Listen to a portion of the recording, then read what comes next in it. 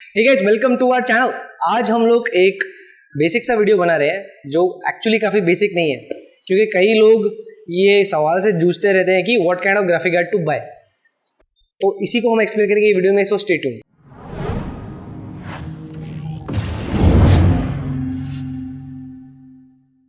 बात आती है ग्राफिक कार्ड खरीदने की, तो ग्राफिक कार्ड चूज करना ज़्यादा कॉम्प्लिकेटेड प्रोसेस नहीं है, पर कुछ लोग इसमें कभी गलतियां कर जाते हैं।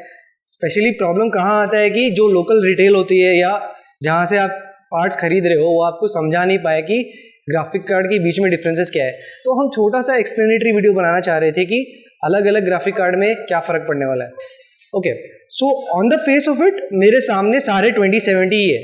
ये सारे 2070 है, ये MSI का 2070 है, ये Zotac का 2070 है, इधर गीगाबाइट का 2070 हो गया, ये गैलेक्स का 2070 हो गया।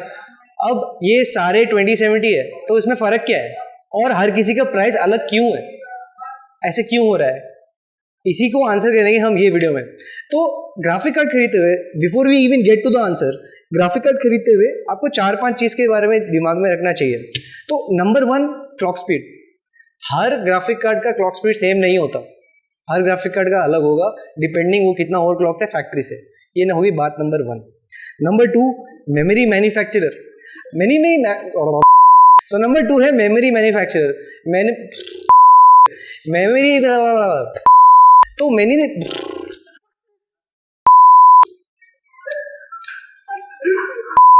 ओके, नंबर 2 है मेमोरी मैन्युफैक्चरर।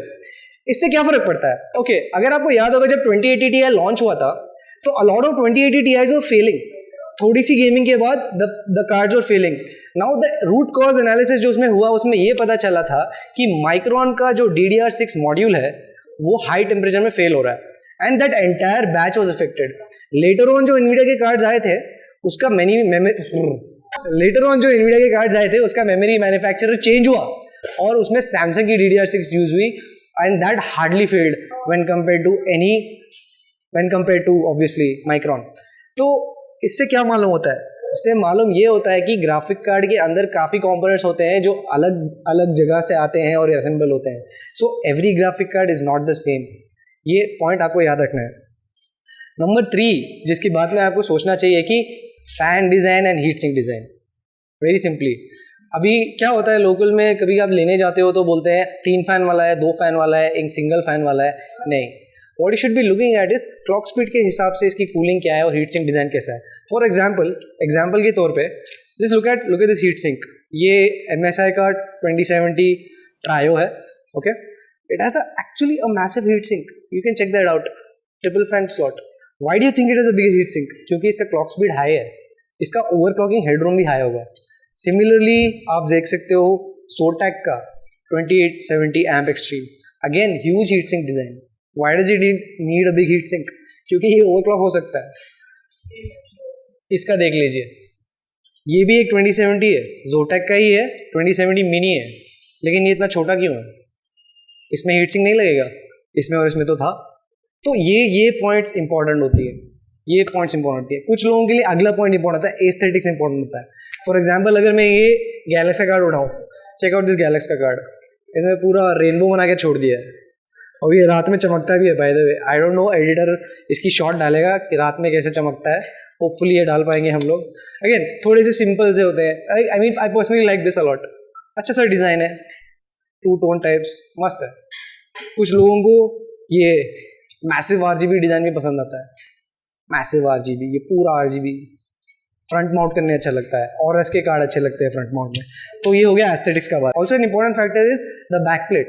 अभी आप when you're buying a slightly more expensive card, you'll probably get a more premium tier backplate. Like this Zotac Amp Extreme has a pretty decent backplate. You can look at this. Same thing goes with Trio. Personally, I like this the best. Actually, metallic finish है, proper metal finish है। अगर थोड़े से सस्ते से card में जाओगे आपको थोड़ा सा बेसिक सा मिलेगा, और थोड़े सस्ते कार्ड में जाओगे तो आपको रेनबो की उल्टी मिल सकती है। ऑल्सो एक और चीज़ याद रखनी है, फाइनली ये सारे पॉइंट्स के बाद मैं ये बोलूँगा कि जो थोड़े से सस्ते ग्राफिक कार्ड होते हैं, अगर आप नोटिस करोगे, I will try to put this in the video as well, उनका PCB थिकनेस भी कम होता है। उससे क्या होता है कि over time as you are using your system, आपका ग्राफिक कार्ड सैग होना शुरू होगा।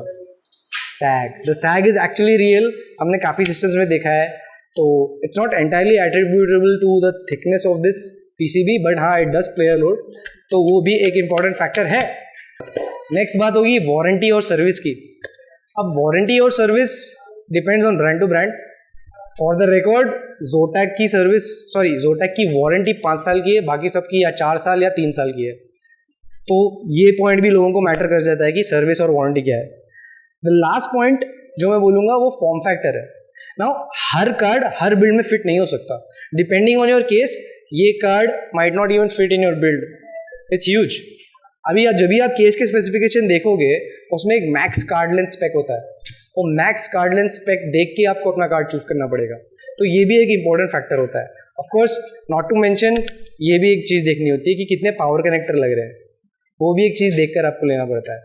Now coming back to the original question that started this whole video कि are these 2070s the same, will we get the same performance on all of these? नहीं, ये नहीं होने वाला है।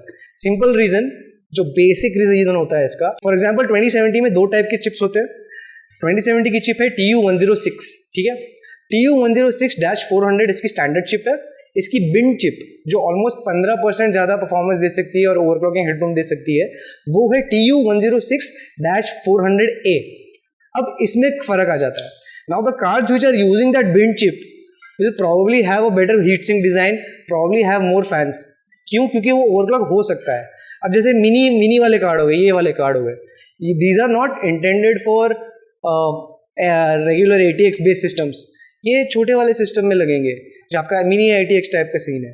ज़रूरी नहीं है कोई ये लगाने, बट सस्ते के लिए लोग ले लेते हैं। Again there is nothing wrong with the card inherently, ये चलेगा ऑलमोस्ट 5-10% के गैप में ही रहेगा। नाउ 5-10% का गैप का मतलब क्या है? अगर एक कार्ड में 100 FPS आ रहा है, दूसरे कार्ड में शायद 105 FPS आएगा, दैट्स इट। 5 FPS जो आपको शायद दिखे भी ना। तो व्हेनेवर यू बाइंग एनीथिंग, ये चीज़ आपको ध्यान में रखनी है कि वो उसका चिप कौन सा है, उसका मेमोरी मैन्युफैक्चरर कौन सा है, उसका हीट सिंक डिज़ाइन कैसा है, उसका फैन डिज़ाइन कैसा है। इसलिए हर ग्राफिक कार्ड का प्राइस अलग होता है, ऐसा रैंडमली डिसाइड नहीं हो रहे prices. So I hope you enjoyed watching the video. Let us know. We're trying to make more content every day. So let us know what you'd like to see. Like, share and subscribe and hit that bell icon. क्योंकि फिर आपको पता कैसे चलेगा video आ रहा है। Okay, cheers dude.